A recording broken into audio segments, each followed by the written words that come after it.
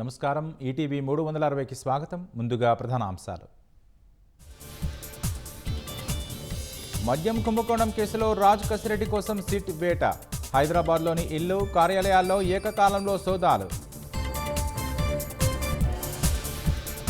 అంబేద్కర్ స్ఫూర్తితో పేదరికం లేని రాష్ట్రం కోసం పనిచేస్తున్న విదేశీ విద్యా దీవెన పథకాన్ని పునఃప్రారంభిస్తానన్న సీఎం.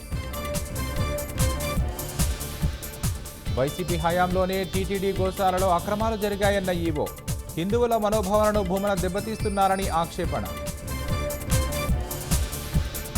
విశాఖ మధురవాడలో నిండు గర్భిణి దారుణ హత్య.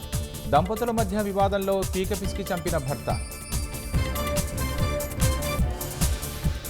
ఎస్సీ ఎస్టీలను కాంగ్రెస్ రెండో తరగతి పౌరులుగా చూస్తోందన్న మోదీ. ఓటు బ్యాంకు వైరస్ను వ్యాప్తి చేస్తోందని ధ్వజ.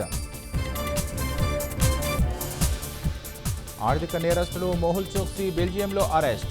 భారత్కు రప్పించేందుకు కేంద్రం ప్రయత్నం.